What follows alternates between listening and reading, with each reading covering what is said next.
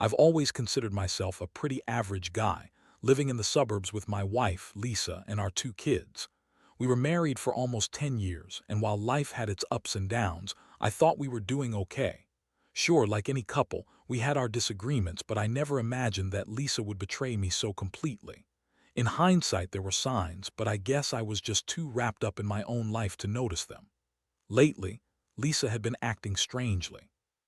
She was snappier than usual, often disappearing for long periods, claiming she was out with friends. She'd come home late, sometimes smelling of perfume that was definitely not hers. It was the little things at first, her phone notifications buzzing nonstop, her screen lighting up with messages that she quickly dismissed whenever I walked into the room. I tried to dismiss the feelings of doubt. Maybe I was just being paranoid. After all, we had just gone through a rough patch with work and the kids. But then came the night that changed everything. I was lying in bed, tossing and turning, when I heard her phone vibrate on the nightstand. I reached over instinctively, and for a second I considered just letting it go. But curiosity got the better of me. I glanced at the screen and my stomach dropped. There it was, a message from a contact named Tommy, and it was riddled with heart emojis and a suggestive tone. My heart raced and I felt sick. I tried to convince myself it was a friend or something innocent, but deep down I knew better. The next day I decided to confront her. I didn't want to jump to conclusions, but I had to know the truth. When Lisa came home, I was waiting in the living room and the tension was thick. I asked her about Tommy and her expression changed instantly. She started with the usual excuses, saying he was just a colleague, that there was nothing going on, but I could see the guilt in her eyes. The more she talked, the more her words unraveled. "Why would you even think that? You're being ridiculous," she snapped, her voice rising defensively. I could see she was trying to deflect, but I pressed on, asking her about the messages. I pulled up the screen of her phone, showing her the texts that were enough to make my blood boil, but she just brushed it off, trying to play it cool, insisting I was overreacting. My anger boiled over and I shouted, "This isn't just some misunderstanding. You're cheating on me and you know it." The room fell silent, and for a moment I thought I might get through to her. But instead she just rolled her eyes and said, "You're being dramatic. I don't have to explain myself to you." And just like that, I realized that the woman I thought I knew had transformed into someone I barely recognized. The betrayal cut deep, and I felt like I was standing on the edge of an abyss, teetering between rage and heartbreak. It was the moment everything changed. I could feel the air leave my lungs and my heart thumping in my chest. I knew this was just the beginning of a dark chapter.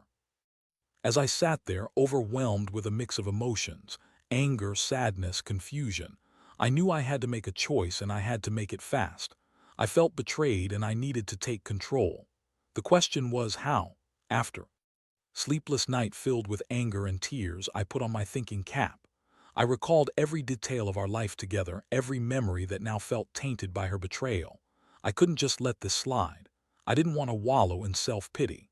No, I needed to do something. I considered my options, weighed my feelings, and the one thing that kept coming back was revenge.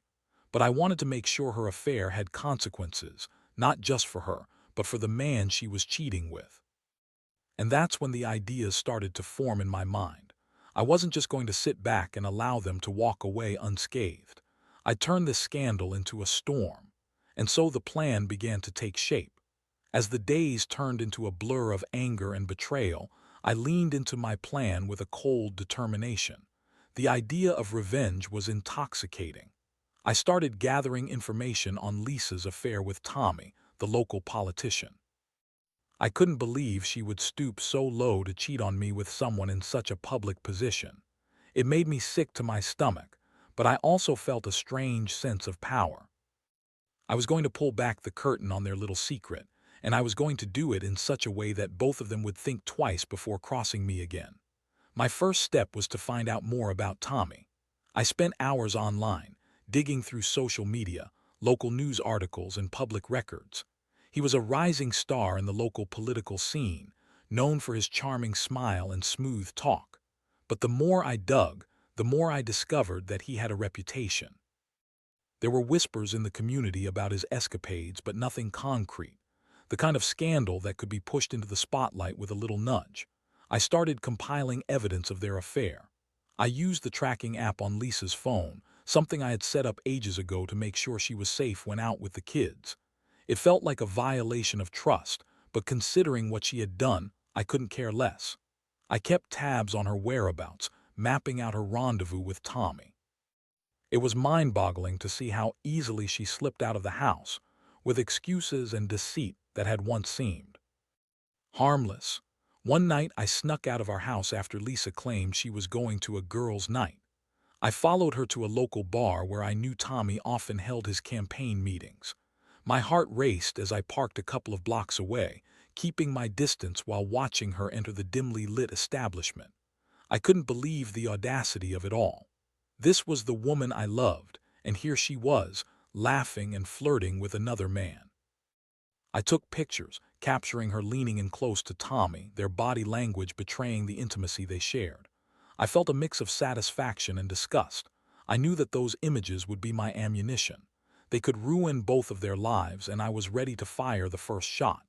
The next day, I started drafting an email. It was a simple message, dripping with the kind of information that could spark a scandal. I included all the evidence I had gathered, the pictures, and the details of their meetings. I made sure to address it to the local news outlets and a few influential bloggers who thrived on political scandals. I wanted to ensure that this affair would not be swept under the rug. But I didn't stop there. I also made copies of everything to send to Tommy's wife. If there was one thing I had learned, it was that the truth could be a powerful weapon, and the more people involved, the bigger the impact. I felt a sense of excitement building within me as I pressed send. As the days passed, I felt like a puppet master, orchestrating a play where the main characters had no idea they were about to be exposed. I had managed to stay calm in front of Lisa, even though I could see the guilt eating away at her when I casually brought up her nights out. She seemed more on edge than usual, and I reveled in the knowledge that soon her world would come crashing down around her. I wanted to be there when it happened. I envisioned the look on her face when the news broke. The betrayal I felt had transformed into a fierce resolve. I was no longer the passive husband, oblivious to the signs. I was now the one holding the cards, and I was going to play them well. Eventually, the day of reckoning arrived. I was at home when I got a message from a friend who worked at the local news station. "You're not gonna believe this. Huge scandal about Tommy just dropped. You might want to turn on the news." My heart raced as I turned on the television, and there it was, a breaking news segment about the affair. The anchor's voice echoed through the living room, detailing the scandal. They showed the pictures I had taken, and my heart swelled with a mix of triumph and satisfaction. I could feel the walls closing in on Lisa. It was only a matter of time before she would find out. When she came home later that evening, I watched as she stepped through the door, her face pale and her eyes wide. The news had already spread like wildfire in our small town. She could barely meet my gaze, and I could smell the fear radiating from her. I wanted to confront her right then and there, but I held back, letting the moment build. Lisa attempted to play it cool, brushing off the news, but I could see her facade fracturing. She was panicking, and I knew it wouldn't be long before she came to me, desperate for an explanation or a way out. I felt a thrill at the thought of my plan unfolding perfectly. I had a front row seat to this drama, and I wasn't just going to watch. I was going to make sure that this was a show she would never forget. The next few days were a whirlwind of chaos. Tommy's affair with Lisa became the talk of the town. News outlets were buzzing, social media was ablaze, and Lisa was scrambling to maintain her composure. I watched from the sidelines as the fallout unfolded, relishing every moment of her discomfort. It was almost intoxicating, the way the scales had tipped in my favor. Lisa tried to act like everything was normal, but the cracks were starting to show. She was distracted, often staring blankly into space, and her excuses became increasingly flimsy. I could see the guilt and panic setting in, and I knew she was wrestling with the reality of what had happened. It was a delicious irony, considering how effortlessly she had deceived me. One evening, I returned home from work to find her sitting at the kitchen table. her face buried in her hands. I could tell she had been crying, and for a moment I felt a flicker of sympathy, but it was quickly drowned out by the satisfaction of knowing she was feeling the weight of her actions. I casually took a seat across from her, watching her every move. "Hey," I said softly, feigning concern. "Are you okay?" She looked up, her eyes red and swollen. "I don't know what to do, Jack. Everything is falling apart." "Oh, really?" I replied, struggling to suppress a smirk. "I thought everything was pretty much perfect. At least that's what you made it seem like when you were with Tommy." Her eyes widened, fury igniting in her expression. "How could you? You knew you were spying on me." "Let's not pretend this is about me right now, Lisa. This is about your choices," I shot back. "You made your bed, now lie in it."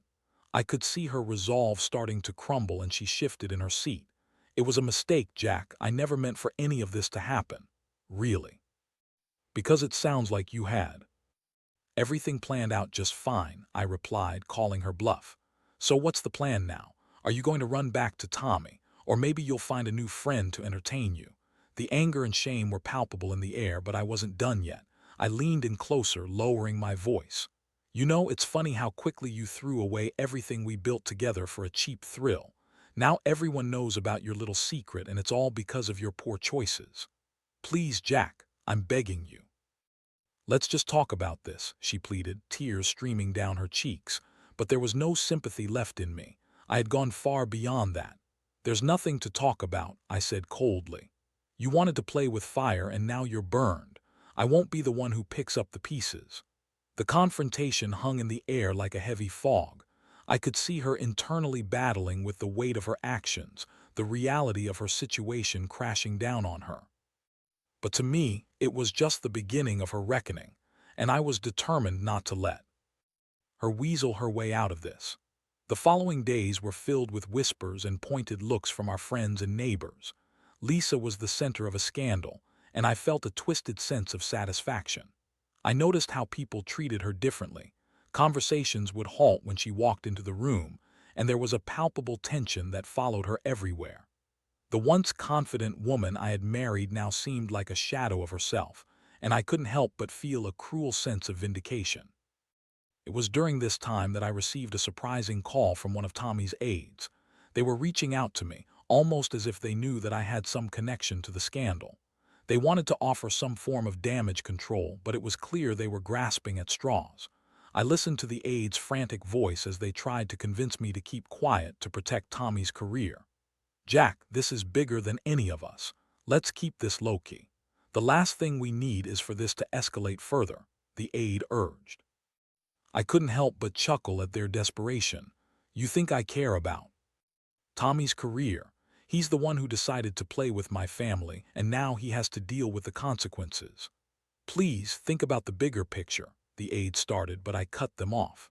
"The bigger picture is that my wife made her choices, and now you all have to deal with the mess," I snapped, relishing in the power I felt. I hung up the phone, feeling a surge of adrenaline. The walls were closing in on Lisa and Tommy, and I could hardly contain my excitement. As the dust settled, I began to notice a change in Lisa's demeanor. She had gone from angry to defeated. Conversations turned into desperate pleas for forgiveness, but I was done listening to her excuses. "I just want to fix this," she said one night, her voice shaky. "I want us to be a family again. You think that's just going to magically happen after everything you've done?" I shot back. "You broke trust. You shattered this family, and you think I'm just going to let it go?" "It was a mistake. I love you, Jack," she exclaimed, desperation lacing her words. The truth I was no longer sure I loved her. The sight of her, once comforting, now made my skin crawl. I realized that I didn't just want revenge. I was ready to walk away from the marriage entirely. The thought of her being with Tommy was no longer about hurting her. It was about freeing myself from this toxic relationship. And so I started preparing for what would be a monumental decision. It felt liberating, knowing that I held the power to control my own destiny, to break free from the chains that Lisa had forged around us. What would come next would be life-changing for both of us. The decision to leave Lisa weighed heavily on my mind. As the scandal grew, I realized the marriage I had once cherished was now a shadow of itself, tainted by betrayal and deceit. Every time I looked at her, I was reminded of her infidelity, and the love I had for her felt diminished. My heart was heavy, but I knew I had to make a choice for myself and for our kids. I began to formulate a plan. I didn't want to drag the kids into the emotional turmoil of our crumbling marriage, but I also knew I couldn't stay in this toxic environment any longer. I started speaking to a lawyer, discreetly laying the groundwork for a separation. It felt surreal to think that I was preparing to end my marriage, but I was resolute. I wanted to ensure that I was making moves that were right for me and, more importantly, for our children. Lisa, on the other hand, remained in denial. She was trying to put on a brave face, but inside I could see the cracks of her carefully constructed facade breaking down. She would often make comments like, "We can fix this, Jack. We just need to work on our communication." It was enough to make me roll my eyes. Communication. How could we communicate when the foundation of our relationship had been shattered? One evening, after the kids were in bed, Lisa approached me. She looked vulnerable, and for a brief moment I felt a flicker of the love I once held for her. "I need to talk to you," she said softly. Her voice carried a tremor of uncertainty. "I know things are bad, but I want to fix this. We can go to counseling, or I can do anything. Just tell me what you need."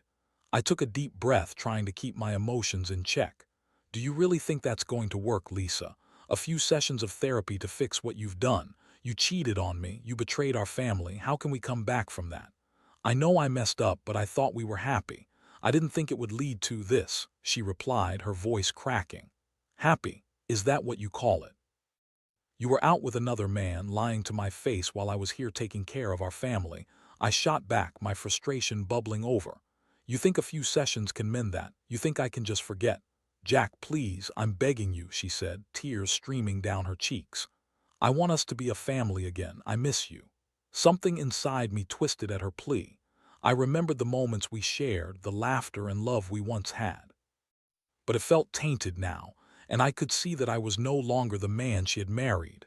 The betrayal had changed everything. I couldn't pretend anymore.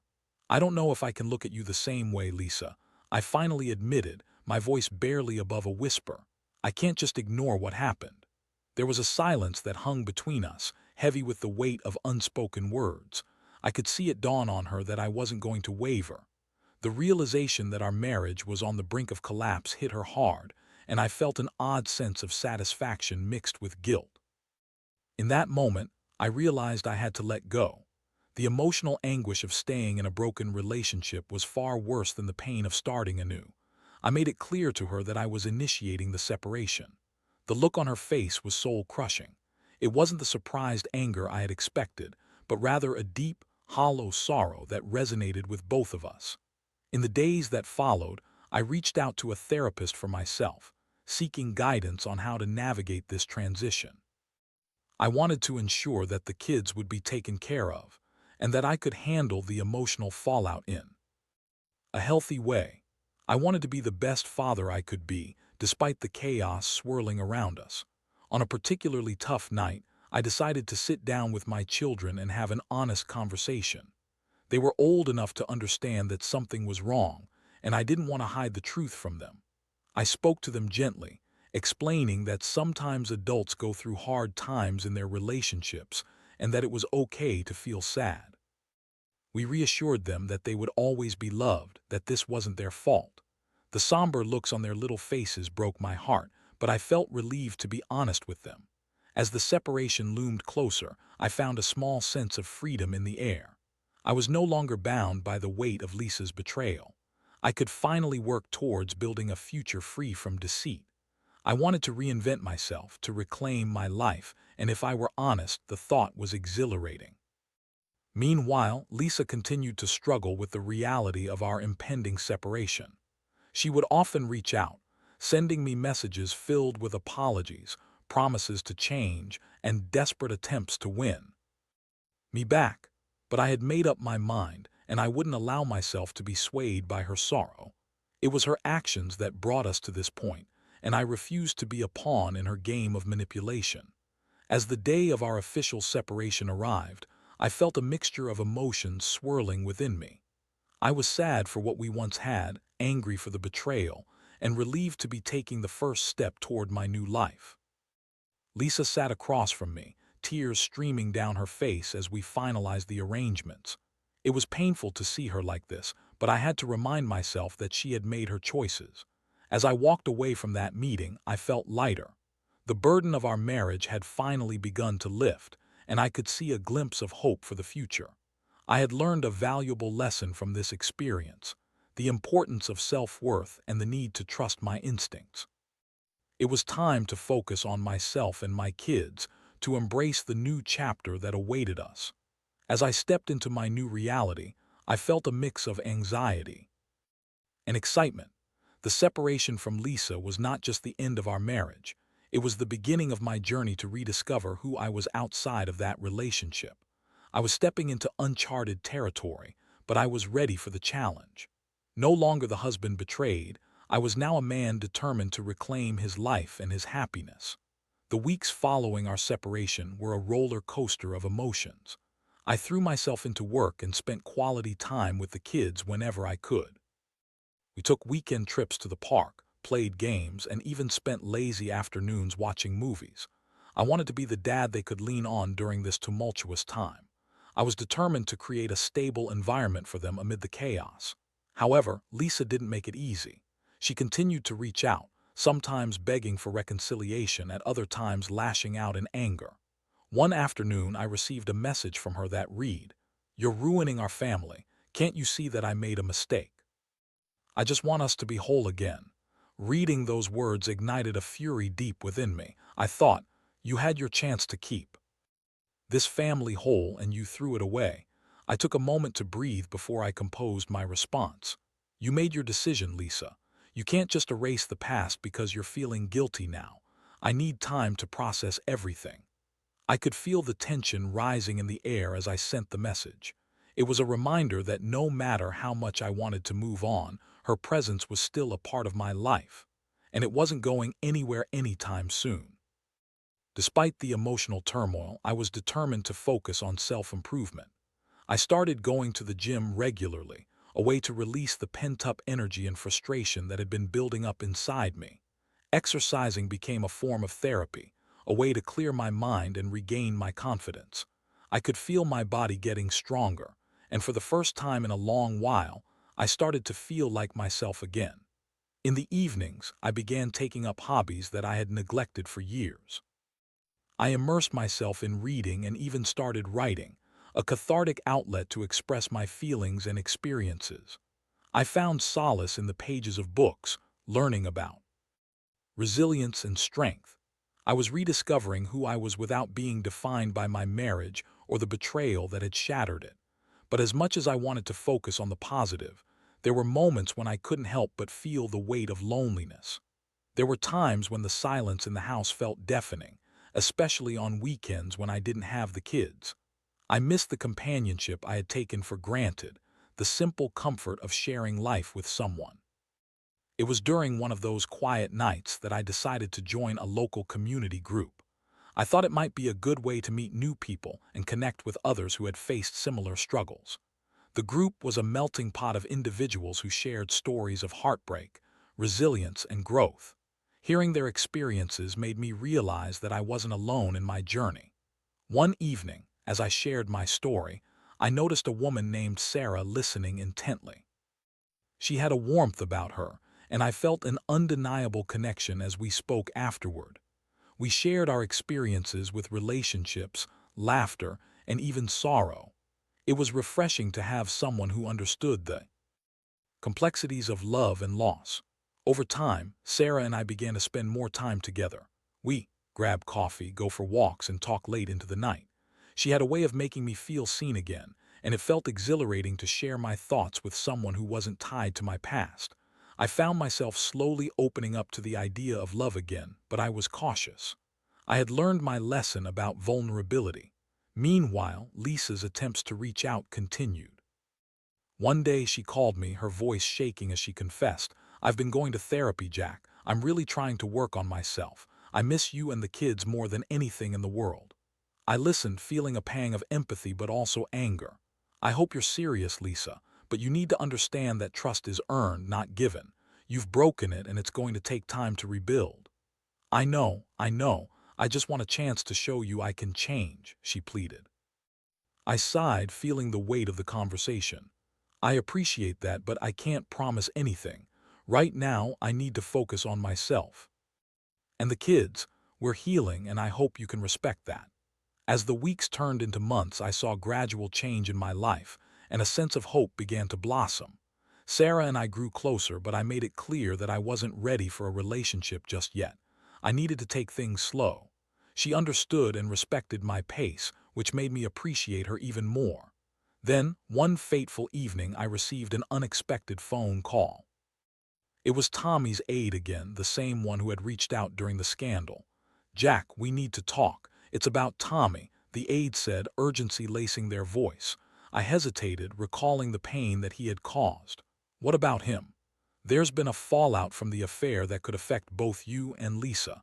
I think it's important you know what's going on." Curiosity mixed with apprehension as I agreed to meet.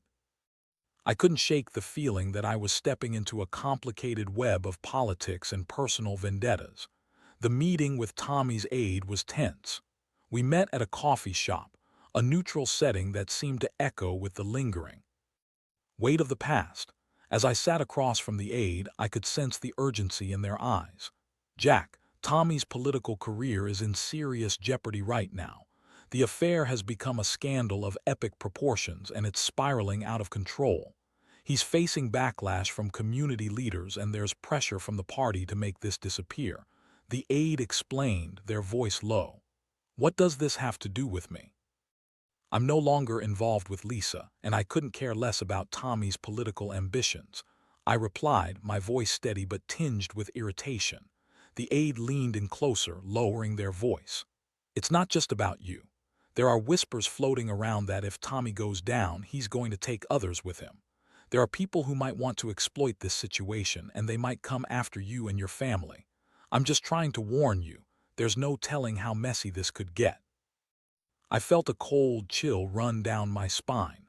The last thing I wanted was for my children to be dragged into any scandal, especially one that stemmed from Lisa's betrayal. "What do you suggest I do?" I asked, my voice laced with concern. "Stay vigilant. Protect yourself and your kids. If anything comes your way, don't hesitate to reach out. This could get ugly, and I just want to make sure you're prepared," the aide warned. Leaving the coffee shop, my mind raced with possibilities. What kind of chaos could this lead to? I didn't want to resurface the pain of Lisa's affair or have my family entangled in the aftermath. But I also realized that the fallout from the affair was far from over. That evening, I sat down with Lisa. I felt a strange mix of anger, fear, and determination. "We need to talk," I said, my tone serious. "I just met with Tommy's aide. The affair is causing ripples, and it's not just affecting you and him. The potential for our family to be caught up in this could lead to more trouble."